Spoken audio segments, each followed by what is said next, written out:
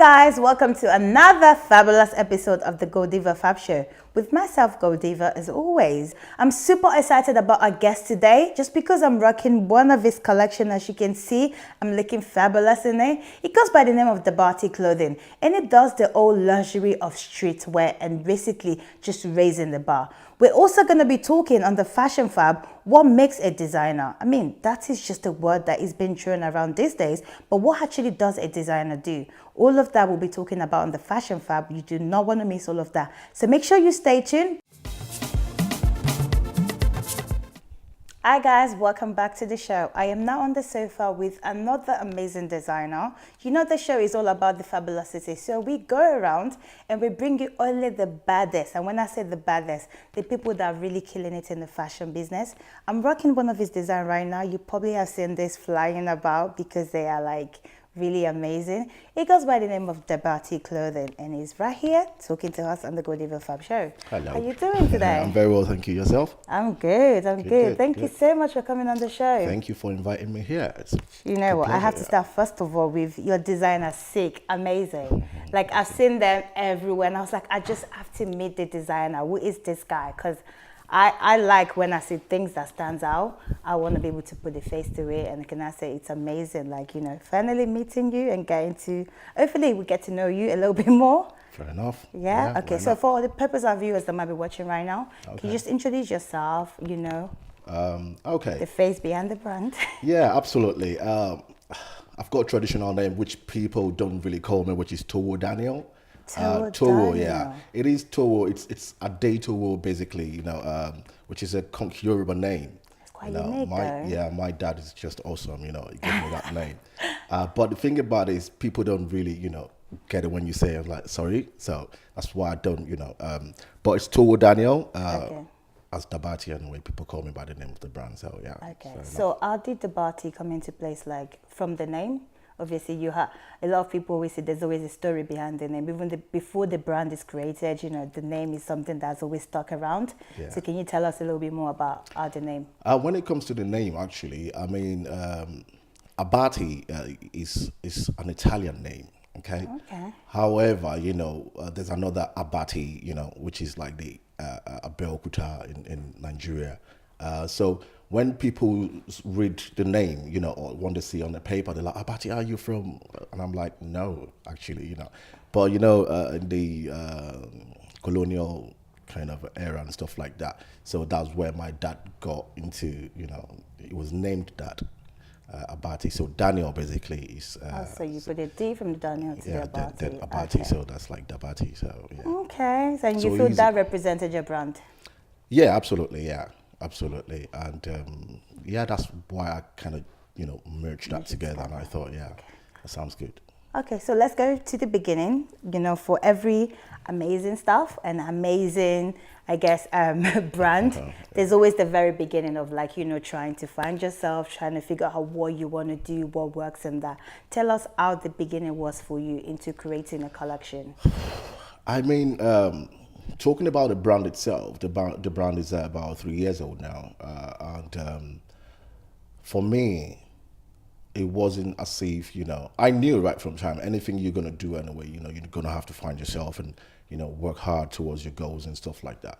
However, I was born into a textile business, you know, back in Africa, so it's always been there anyway. I've always thought about, one day I'm gonna create something for people to speak to people. Literally, that's how I see it. But yeah, I mean, at this stage, you know what, you know, fashion is all about. When talking about clothing, you know, there's a lot of competition out there, and you know, it's a saturated market. You understand? However, it seems very good because. You know, when something doesn't seem like work to you, then you enjoy the process. So for me, you know, I just love to play with fabrics. You understand? I love to play with fabrics. I love to kind of, you know, design stuff in my head and just think about what people could literally like. Really. All right, so we can say you kind of birthed this brand out of like the passion and the love for fashion. Absolutely, And you yeah, did that. yeah. Okay, It's cool. just, And like you said, there's a lot of designers out there, but most people, the thing they say is, this is what separates my brand. There's quite a lot of people doing this, Yeah, absolutely. but this is the gap that I see in the market, and I feel I can provide that. What was it for you? What was the gap that you felt you could bridge in the market? I mean, with your love for fashion? for me, right from the start, I was going to go into a couture kind of, way. However, after going into, the process of, having the materials and stuff like that, then I realized, like, it's not that easy. You know what's so funny? We were talking about couture the other day, Yeah. and we thought how people Yeah. mistake bespoke for couture. So obviously, it's something that is quite detailed. You have to get it right Yeah. if you're going to do Yeah. couture, and not Absolutely. everyone is open to that as No, well. So it's no. yeah. And you have to be a very patient person, to put things together. You have to be extremely attention to detail. And, you could make one piece for maybe 5 months. How many people can wait, for that long? So that was it really. However, when I kind of realized it was like tedious, the designs were there, things were there, but people you speak to, and they're like, they look at the process and everything, and they're like, I don't think I want to put myself into that. Okay.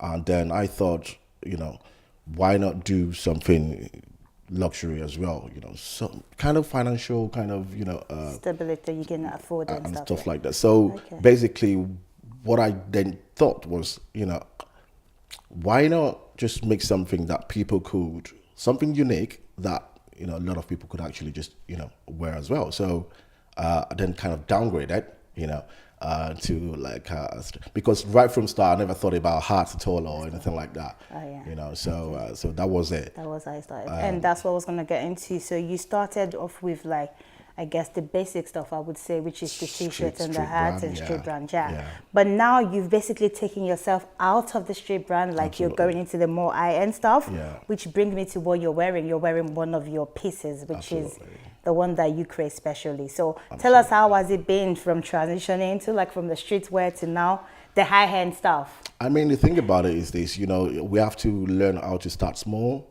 That was one thing I kind of really, really learned very fast, because I was putting all my energy and everything into it, but people are not seeing me the way I'm supposed to be, Insane. basically. So I kind of thought to myself, I have to start small. Then that was how I kind of began, to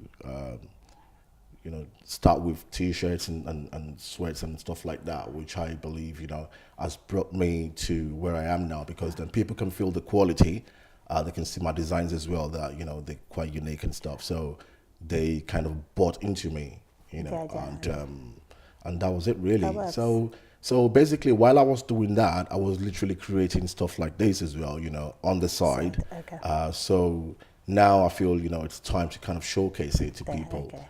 Do you also feel like your customers that you've accumulated over the years, because like you said, you've done this for a period of time, so the customers that you've accumulated over the years from selling the street brand, do you think they've been able to like grow with you into this transition process of you now going into the more high-end stuff and more, I guess, like dramatic and the edgy, I would call it, because what you're wearing right now it's a statement piece for me, I would say. Thank you, It yeah. stands out, like, Thank it you. stands out. Yeah. So do you think they've been able to understand that journey and also grow with you? Like, do you see a customer, for example, that once bought a hat, like I'm wearing right now, do you see them buying something that you're wearing right now? And the thing about it is the model of the brand basically is, making sure, even though the pieces are really nice and, are taking time to produce and stuff like that, I don't want to make it something that people wouldn't be able to afford still, you Okay. understand? So it would be a kind of a mid-range kind of prices and stuff like that, just for people to enjoy the creativity. So yeah, I can see, my customers, coming with me and On the journey. on the journey, because they know what I'm capable of doing. However, I believe, with time, they would, people that don't know about myself before and stuff like that, you know, they're joining us now, so they wouldn't really. But with my customers, I believe, yeah, they will, yeah. And as of right now, this style of clothing, or should I say this design, is that a particular, like, I would say, name, or where would you classify them? Because I mean, this one, we can say these are like the streetwear. Where would you classify this sort of looks? Do you know what? This is actually a all-rounder kind of wear. You can wear it anytime, you know. Okay. Summer, winter, anytime. But it depends on how you wear it, do you understand? How you wear it. So, and also, I would say you probably have to be like on the side of, like, you know, when you're very edgy with your fashion, you're very risky. Because I feel like it's not for like an everyday person. I mean, if you get what I mean, you need to understand fashion, because when I see that, I mean, I see that and I'm like, wow, like I see the detail, I see the heart, I see a masterpiece. But I guess someone that's not really very fashion, like probably not even get it as much. So I guess it goes back to you saying it works for whoever field that is created for them. absolutely. Did you say that? Absolutely. And this is why, you know, there's going to be a segment, really, you understand, for the brand itself. Still thinking of a name, but we will get there at some point. Yeah, I think you should have a special name for this type of style. Yeah. Because the other day you were wearing another one, which was like a Yeah. gold. I Yeah. think you should have a name for it. Yeah, that's what I'm Maybe saying. Goldiva. You know what's so funny? Because Imagine, I'm always trying to give people my Exactly. name. Like, Well, take it. Why not? Why not? Take it. We could, you know, it actually sounds good. Yeah. But we'll talk And about I that feel later. like it kind of, like, that's kind of my style as well. You don't think so? You don't Yeah, think so? but why not talk about that after the show? Yeah, no, I want evidence. Oh, you want evidence? Yeah, I want people to know that you said yes to it. Okay, we'll talk about We'll that talk anyway. about Yeah. that. Okay, cool. But yeah. But let's go, apart from, you know, the obviously you're a businessman, you do styling as well, you do all of this in fashion. You as a person, how do you unwind from all of the stress of life? And, you know, I mean, it's not every day we have to do this fashion thing. Sometimes you just really just want to chill and just not even think about fashion for one day. So how do you unwind? How do you just take yourself outside of all of that? This is why I said from the beginning that once you love what you do, it doesn't feel like work. True. So for me, I love traveling. Okay. You know, that's, you know, I was having a discussion with some people the other day. They're like, oh, you know, if you were to win £1 million or something, I don't know, now, what would you do with it? I was like, you know, I'm just going to budget like half of it for an airline and say, just take me anywhere. Anywhere, just travel around the world. That would be fun. So basically, for me, that's where I get inspirations from. Okay. You know, traveling. You know, even within the UK here, that's where I get inspiration from. But you know, while traveling, you know, I'm still kind of, I don't know. Maybe I would say that's why I said, you know, it doesn't feel like work. To you. So you feel like that's still like you unwinding and just enjoying absolutely. Apart from getting home and finding a parking ticket somewhere, you know. That happens. Like, okay, you know, those kind of things are not, you know. No, that's good. Okay, but so now on a more personal note again, you're very stylish. I know that because I've seen you rock different things. But if you were to put your style in one word, how would you describe your personal style? Do you know, I would literally say urban gentry. Ooh, that's a new word. Urban gentry, what? Urban gentry. Did you make that up? You did, didn't you? Yeah, you but, did. Yeah, but that's I it. haven't heard that one before. Yeah. And what does that mean? Just explain to me just a little bit what that means. Basically, you know, if you look at my, you know, like my emblem, stuff like that, it's like street luxury. Yeah.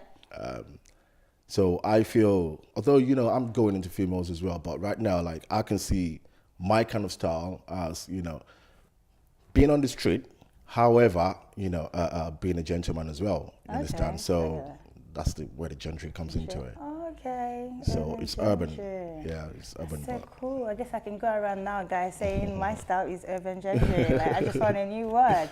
You learn every day. Wow. Yeah. Thank you so much for coming on the show. It's been a pleasure having you. Thank you. And then, guys, as you know, if you want to find out more stuff about DABATI Clothing and what they do, which ranges from like the street where we're talking about the hat, as again that I'm rocking, and you can see it's sick design as well. And they do a lot more stuff. Like, you know, just check it out, and I'm sure you'll be fine to find something that works for you and for your fashion as well. Absolutely. Thank you so much for coming on the show. Thank you very much. I really Stay appreciate tuned, that. guys. We have more stuff coming up on the show.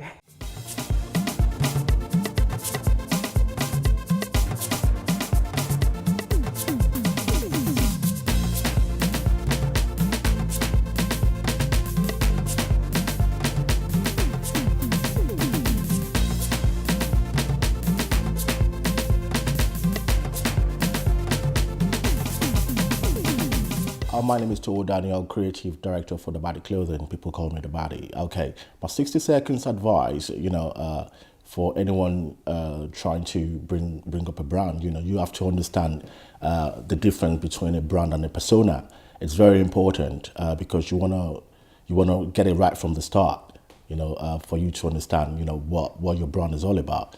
You have to be able to put your individuality in your brand. So once people see your brand, they kind of feel like, okay, I get that. So that's what it's all about. So yeah, stay tuned.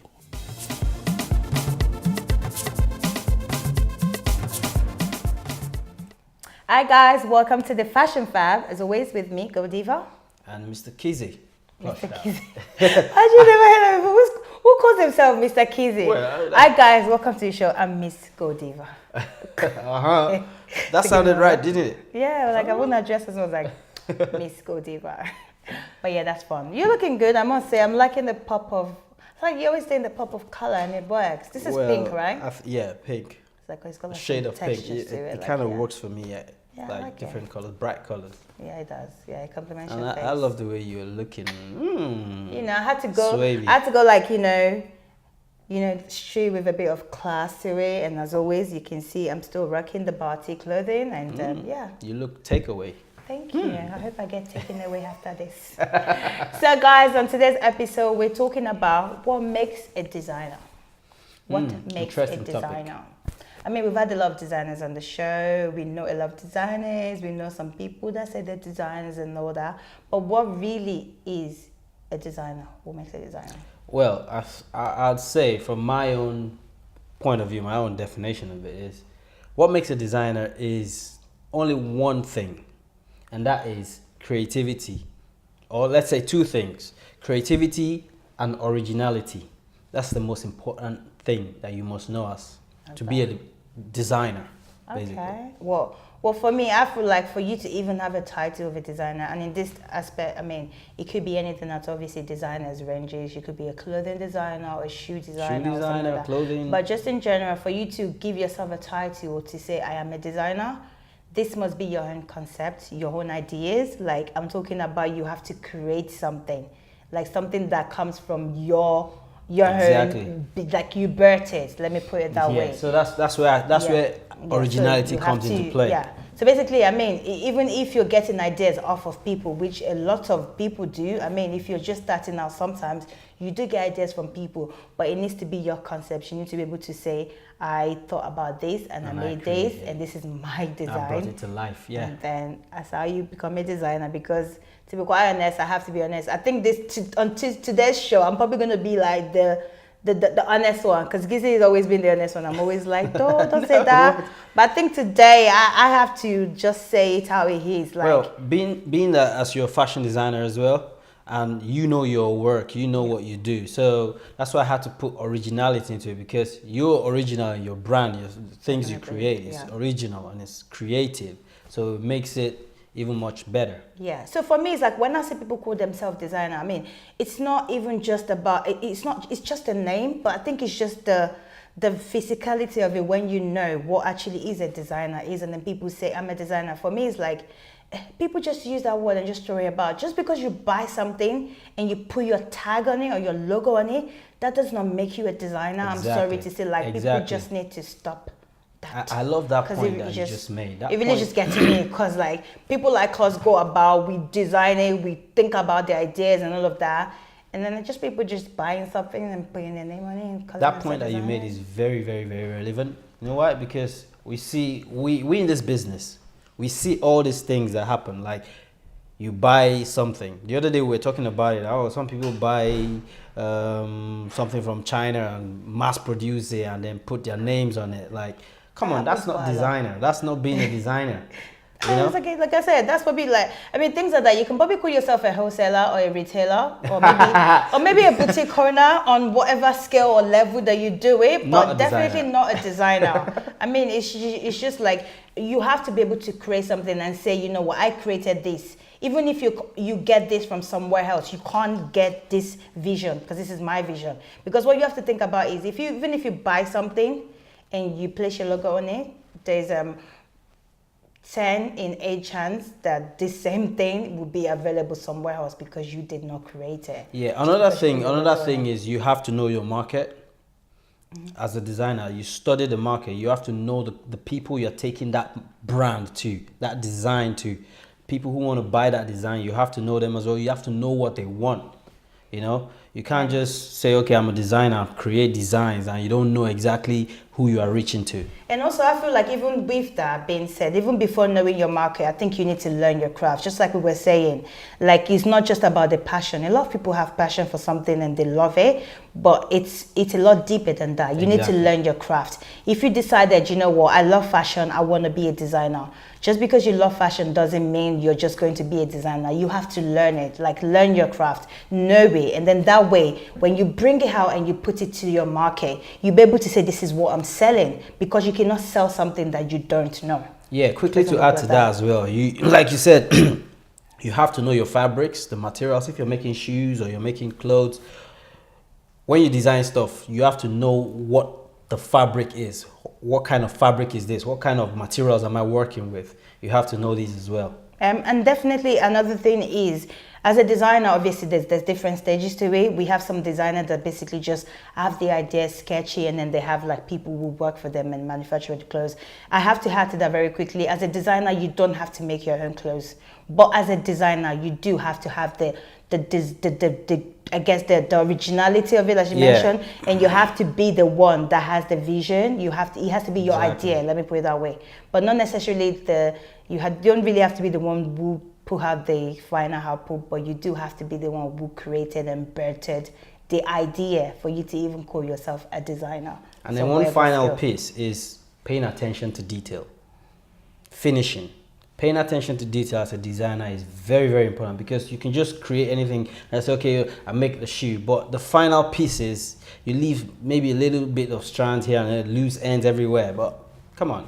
It's not that. Has to be very clean. Okay, and the last thing I would like to leave you guys with, like I said I'm going to be honest on today's episode. If you did not design it, if you did not create it, if you did not build it, if you did not do anything with it, you are not a designer. You are just a carrier of fashion for somebody else, and a retailer, and anything else that comes with it, but definitely not a designer. So I guess, yeah, if that does apply, you're probably checking yourself right now. Maybe we should take out that title of the designer. Yeah, check yourself.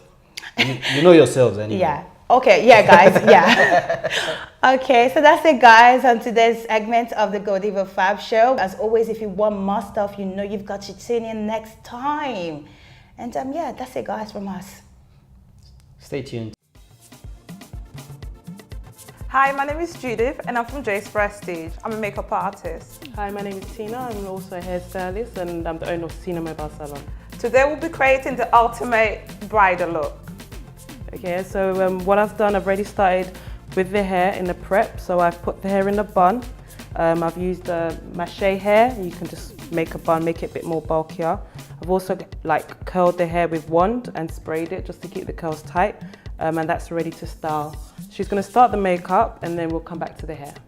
All right, okay. So what I've done, I've already done my model's brows, and I've just primed her eyelids. So I'm going in with a transition color.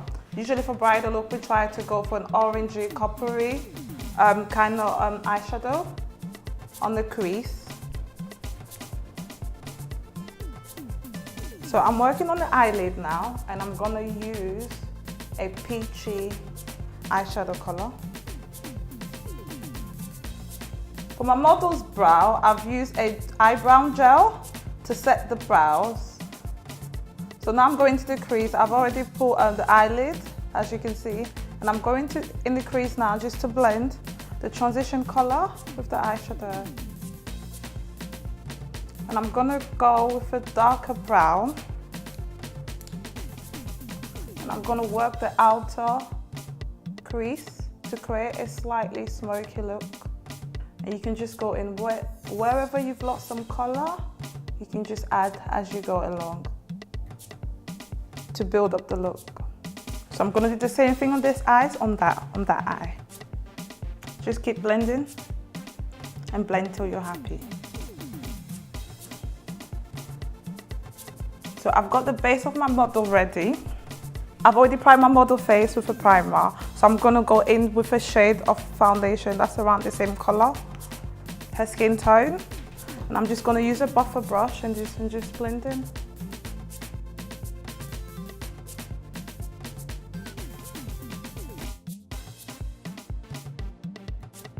For a bridal look, you don't want to go with a full coverage. You just want the client's skin, or should I say my model's skin, to show through. Our style icon for the week is Pearl Tuesday. She is a South African actress, model, MC, businesswoman, and a radio and TV personality. Because of her vibrant and sophisticated sense of style, her hairstyle also gives her an edgy, fun touch to complement her looks, and for this reason, Pearl Tuesday is our style icon of the week. So that's it, guys, for this episode of the Goldiva Fab Show. As always, I want to say a very big thank you, guys, for tuning in. And if you know you want more stuff from this show, make sure you tune in next time, because we're always going to bring it to you just as it is, fashion at its best. I want to say a very big thank you to our special guest, DABATI Clothing, and also for gifting us to some of his design, and also to my special team for always keeping it together. Until next time, guys, make sure you stay fabulous.